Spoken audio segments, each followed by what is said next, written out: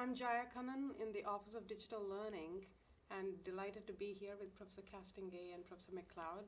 This is the first in a series for the Shoe Square project, and we are going to be talking about different examples of interdisciplinary learning at Sacred Heart University. I'm Jim Castingay, Professor and Director of the School of Communication and Media Arts. I'm Bob McLeod. I teach in the Computer Science Department, where I specialize in game design and also human-computer interaction.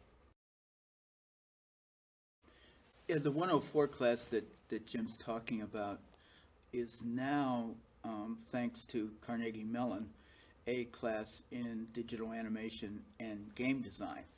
I learned about a platform they have called Alice and went out the summer before last and studied at Carnegie Mellon and learned the platform, actually worked with the creators on kind of updating it and how it's used most effectively, and then brought it back to Sacred Heart and tried it with our students. And now each student ends that course with either a digital game or a digital story that he or she has created from scratch.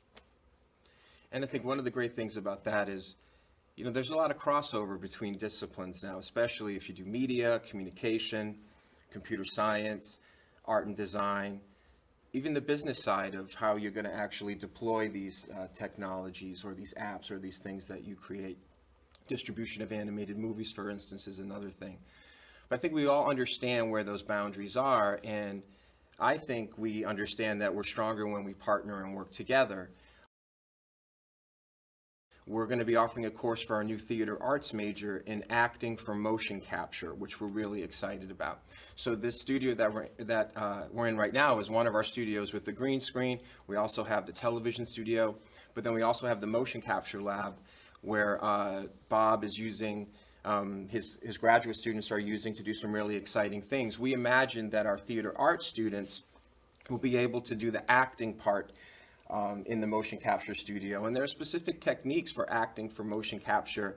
It's more balletic, it's about movement, and there are jobs for acting students in this new area of acting for motion capture, including in video games. So there's a great example, right? They're learning to actually write the code to create a game. Some of our film or media students might be involved in character development, the storylines of those video games, and within those video games you also have scenes where there are actors actually acting in scenes in some of these games that they roll out, and that's another area where our theater arts students could be deployed. So they would come out and do the acting, and then Bob's students, including maybe some of our students in 104, would then capture that and do the actual post-production work, the computer science work, and the effects work on that acting to translate it into an animated production. So there's an example of a lot of different areas, from the creative arts to the computer sciences, collaborating together in just one course. So just out of kind of waking up in 104, I could watch these kids. It was wonderful. I mean, all of a sudden they're learning that they can do things they didn't think they could do before. And so now they're down in the lab starting to do it. One of the, when we opened the lab, we had a tackle from the football team and a student from your theater major dancing for the guests at the party to see, and we captured their dances, turned one into a zombie, one into a gremlin, and put them on the moon so that the people could see the actual process as it developed.